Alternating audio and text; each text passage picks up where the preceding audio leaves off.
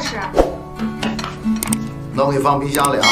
等雨能上去吗？来不及了，我还得去刘人家接他一趟呢。饭还没吃完呢。啊，到地铁站拐一个弯呢，要不然我又迟到了。 Berlatar pada tahun 2009 di Cina, kisah akan berfokus pada seorang ayah yang bernama Li, yang hidup berdua bersama putrinya yang bernama Mei. Setelah ibunya meninggal dunia sekitar 7 tahun yang lalu, Li membesarkan Mei dengan penuh kasih sayang, termasuk merayakan ulang tahunnya yang tepat hari ini.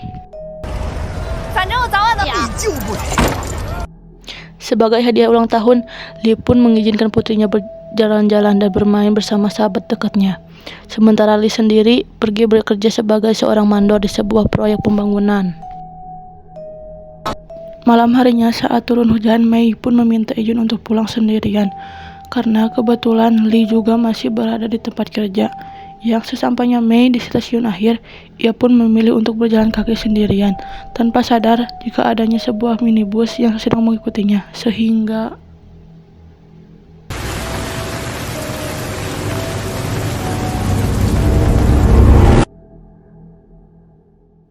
entah apa yang terjadi kepada Mei. Li terlihat sudah tiba di rumah dan menganggap Mei sudah pulang duluan.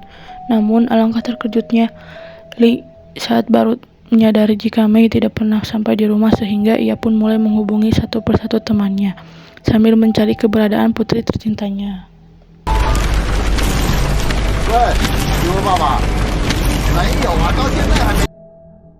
Dan inilah pisau melayang. Keesokan paginya telah ditemukan sesosok mayat remaja mengapung di atas sungai, di mana seorang polisi bernama Pak Jeki pun mendapat tugas untuk mengurusi kasus ini, sehingga ia dan tim langsung mencari data dan laporan orang kehilang.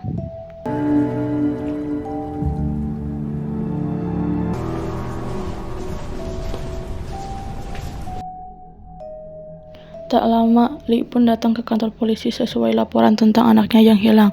Sempat tak percaya jasad tersebut adalah Mei putrinya, Li pun menangis sejadi-jadinya saat melihat jika jasad di hadapannya adalah Mei, putri tercinta yang selama ini ia besarkan dengan penuh kasih sayang.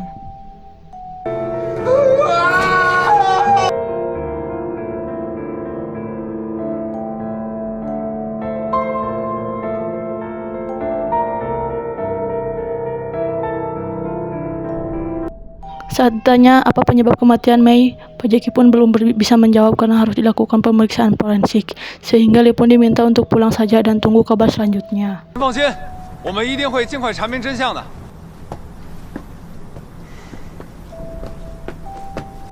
Keesokan paginya, Li terlihat sedang berada di kantor polisi menunggu hasil forensik. Selama lebih dari 24 jam, ia menunggu kabar dari Pak Jeki yang tak kunjung keluar untuk menemuinya. Tak lama, anak buah Pak Jeki yang bernama Wong pun datang memberitahu tim forensik menemukan beberapa luka memar di tangan dan di kaki serta 2 sperma yang ada di dalam tubuhnya, sehingga bisa disimpulkan bahwa sebelum kematiannya Mei sempat mengalami kekerasan dan pelecehan seksual sebelum akhirnya dihabisi.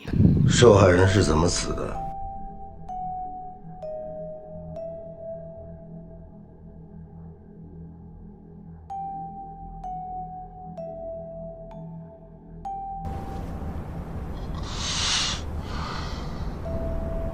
Keesokan malamnya, tim Pak Jeki berhasil mendapatkan rekaman kamera CCTV stasiun kereta yang memperlihatkan sebuah minibus warna putih yang nampak mencurigakan, sehingga ia dan tim langsung melakukan pelacakan terhadap plat nomor.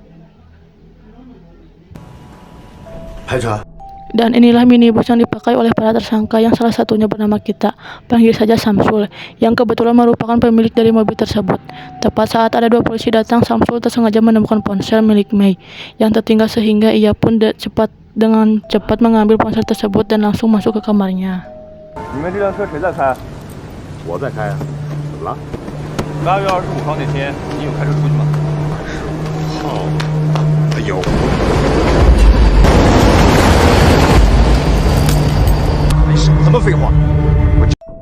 Disinilah akhirnya terungkap bahwa pada malam kejadian, Samsul yang bertugas sebagai supir pun tengah membawa 2 tersangka yang sedang mencari korban.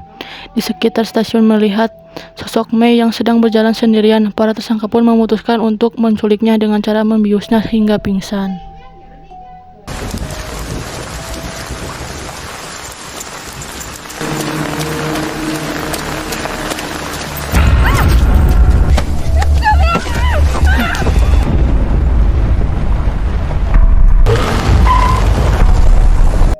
Masih dalam kondisi pingsan, Mei pun dibawa ke markas para tersangka untuk digedabah secara bergiliran, yang ternyata tujuan mereka melakukan itu adalah untuk membuat video dewasa yang nantinya akan dijual kepada seorang penadah. Samsul sendiri memutuskan untuk tidak ikutan setelah ayahnya meminta mobilnya segera dibawa pulang, yang memang sejak awal Samsul tidak pernah ada sedikit pun niatan untuk ikutan jika bukan dipaksa oleh kedua tersangka untuk menjadi supir mereka, yang pada kenyataannya Samsul bukanlah sahabat dekat kedua tersangka, melainkan hanya menjadi korban bulian yang dipaksa oleh para tersangka untuk menjadi supir mereka.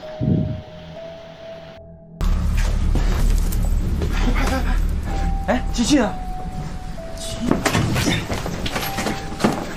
哎，来点啤酒。 啊， Saat Samsul akan pergi, itulah salah satu tersangka bernama Aceng pun sempat mengancam Samsul apabila berani-berani melaporkan polisi, sehingga Samsul yang sejak awal terpaksa ikut gabung dengan circle toksik ini pun tidak punya pilihan lain setelah membiarkan perbuatan mereka berdua.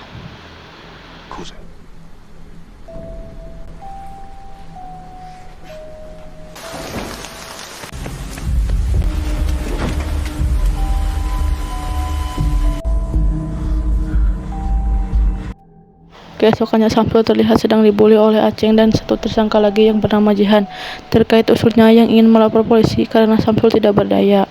Ia pun hanya bisa pasrah ketika saudara dekat Bioan ini mengancam akan menyakiti Samsul dan keluarganya.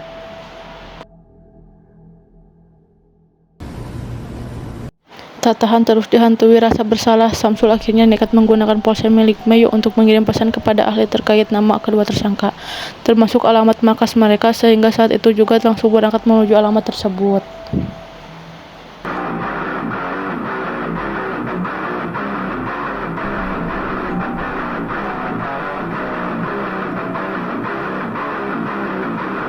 Setibanya di lokasi langsung masuk setelah berhasil menemukan kunci pintunya, yang tak berapa lama muncul Jihan yang baru pulang dari luar, di mana saat menemukan tas milik putri kesayangannya, Jihan terlihat memutar rekaman video saat mereka sedang menggegabah Mei, sehingga ketika emosi tak bertahan, ia pun langsung menyerang Jihan dan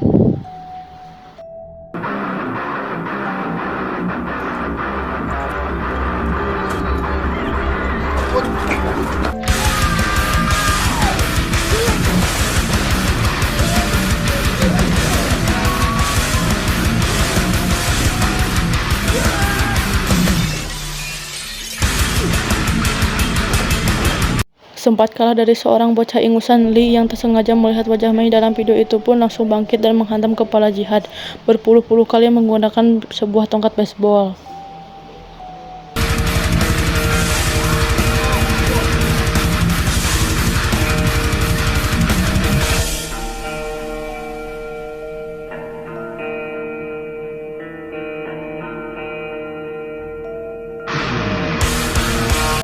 Setelah mengambil plastik berisi bukti video dan menyobek satu foto wajah Aceng, Lee pun langsung minggat dari rumahnya untuk menghindari kejaran polisi, di mana ia berniat untuk membalas dendam tanpa mempedulikan apapun lagi.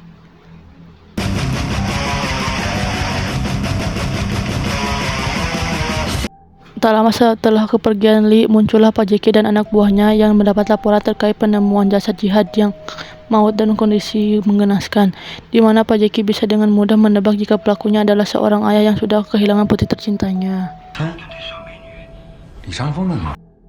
Dari mautnya Jihan, Pak Jeki pun langsung bisa melacak dan menangkap Samsul yang diketahui kenal dekat dengan kedua tersangka, sehingga mereka langsung menggiring Samsul ke kantor polisi untuk dimintai keterangan. Malamnya Samsul terlihat sudah berada di rumah lagi setelah dinyatakan tidak bersalah akibat tidak adanya bukti.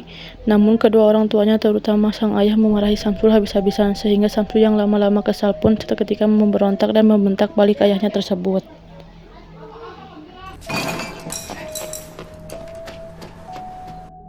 Di kantor polisi terlihat ada sepasang suami istri kaya raya yang datang sesuai panggilan dari Pak Jack, yang ternyata mereka berdua adalah orang tua dari si Aceng yang saat ini tidak diketahui keberadaannya. Alih-alih malu atau setidaknya merasa bersalah gitu atas kelakuan anaknya, mereka orang tua Aceng malah ingin memberikan ganti rugi kepada orang tua para korban agar mereka tutup mulut yang rupanya Mei bukan korban. Pertama, kebiadaban Aceng CS, melainkan masih ada gadis-gadis lain yang sudah lebih dulu menjadi korban mereka semua.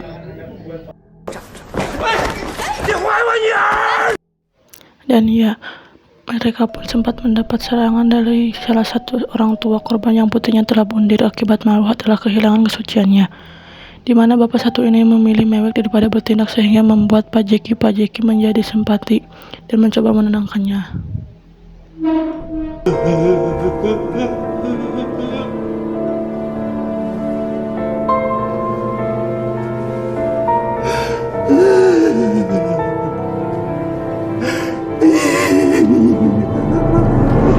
Berbeda dengan bapak satu tersebut, Li terlihat sudah sampai di sebuah pemukiman di pinggiran kota untuk mencari tempat tinggal sementara, di mana ia memutuskan untuk menyewa sebuah kamar kosong dari seorang teteh-teteh pemilik kontrakan yang memberikan satu kamar kumuh yang jarang ditempati. 这个小院的优点是特别安静，看看吧。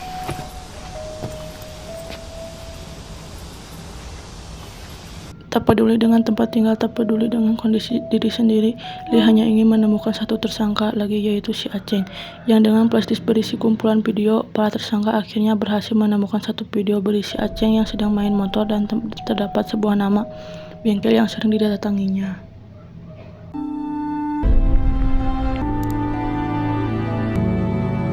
Tanpa persiapan apapun, langsung mendatangi bengkel tersebut sembari menenteng foto wajah Aceng, di mana salah satu karyawan bengkel sempat melempar Li dengan cengkang suwuk, namun tidak memperdukannya dan langsung masuk begitu saja menemui pemilik bengkelnya.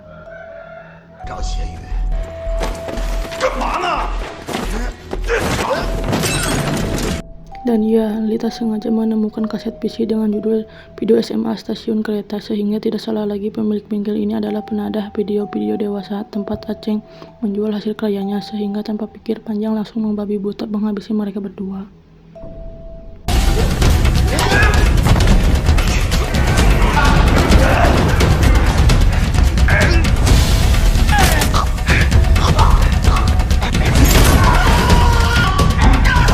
Sebelum menghabisi, si penadah sempat mengorek informasi terkait tempat tinggal rahasia Aceng yang berada di sebuah hotel bekas, di mana Li juga mengambil senjata apinya beserta 2 buah peluru yang masih tersisa.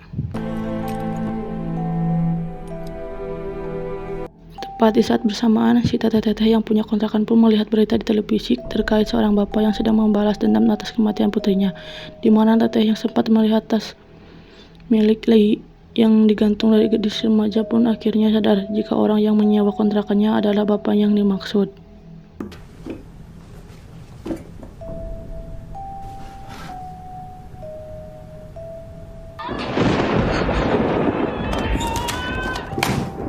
Malamnya saat sudah kembali, si teteh pun sempat meminta Ali untuk keluar dari kontrakannya setelah para polisi mulai melakukan pemeriksaan di daerah sekitar sini. Namun melihat wajah Li yang pikarunyaan, teteh pun menjadi kasihan dan membiarkan Li tetap tinggal di kamar tersebut. 只有这个条件了，你将就一下吧。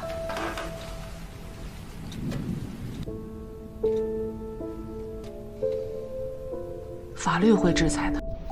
Tepat saat para polisi sedang melacak lokasi tempat persembunyian Aceng, Li pun sama-sama baru mendapat lokasi hotel bekas yang dimaksud. Yang karena daerah ini sudah dijaga oleh banyak polisi, si teteh yang punya anak gadis dan bisa merasakan perasaan Li pun bisa bersedia untuk mengantarkannya sampai ke tempat aman. Karena jalan menuju lokasi tertutup oleh longsor, Li pun memutuskan memakai jalan pintas, yaitu Asrukan ke dalam hutan, di mana pada saat yang bersamaan, Jeki dan tim terlihat lebih dulu sampai di lokasi dan langsung masuk ke dalam untuk melakukan pencarian.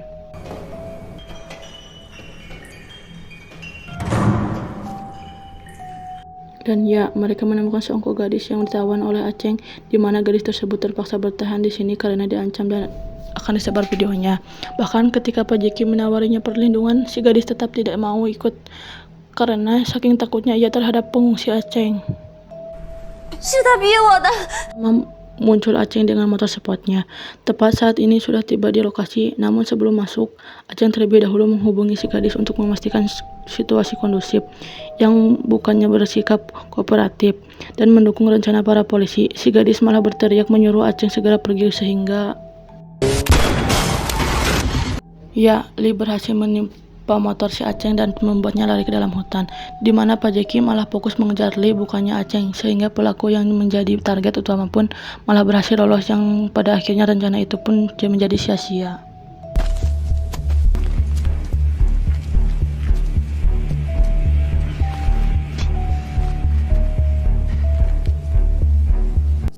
Singkat cerita, malam pun poek, Samsul yang sedang bersama para polisi pun akhirnya ditelepon oleh Aceng yang sudah kehabisan bekal uang. Aceng meminta Samsul datang ke stasiun kereta siang sambil membawa sejumlah uang yang diinginkannya. 2、3千可以借给你。 Dengan fakta bahwa Aceng adalah anak dari keluarga kaya raya yang bisa menggunakan cuannya atau pulusnya untuk meringankan hukuman, bahkan bebas dari tuduhan, membuat Samsul berpikir ulang untuk menyerahkannya kepada pihak kepolisian. Sehingga daripada mengambil resiko Aceng lolos dari jerat hukum dan kembali mendatanginya untuk membulinya, Samsul pun memberitahu tentang rencana penggerebekan besok, berharap Li bisa menghabisi Aceng untuk selamanya.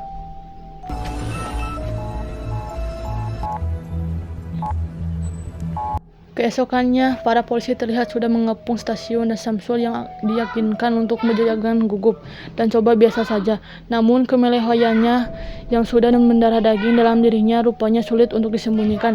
Sehingga ketika Aceng datang, Samsul langsung ketahuan telah bekerja sama dengan polisi. Sehingga inilah yang terjadi.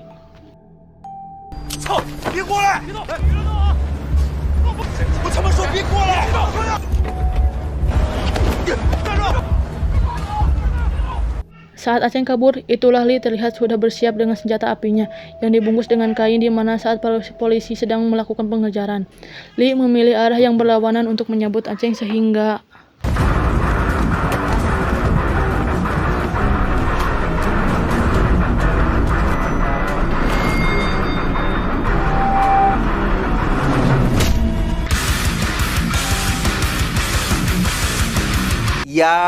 ya, sempat disaksikan oleh banyak orang, Li pun membuat si koplok Aceng kena mental, bahkan sampai sujud memohon ampun yang tak hanya itu saja. Saking takutnya akan kemarahan seorang ayah yang kehilangan darah dagingnya, Aceng bahkan berjanji untuk berubah dan tak mengulangi perbuatannya. Namun dengan fakta bahwa Mei sudah tidak ada pintu maaf pun sudah tertutup rapat, sehingga ia pun langsung menarik pelatuknya, tepat saat polisi menembaki dari berbagai arah.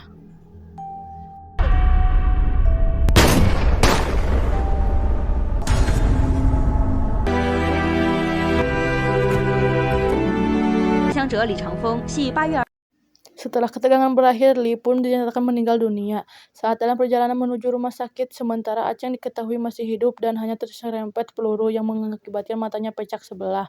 Namun dari kejadian itu, pemerintah pun mengeluarkan undang-undang baru terkait kejahatan di bawah umur, bahwa seseorang yang genap berusia 12 tahun tapi dengan sengaja telah melakukan kejahatan berat tetap akan dipidana dengan hukuman yang sama dengan yang dijatuhkan kepada orang dewasa.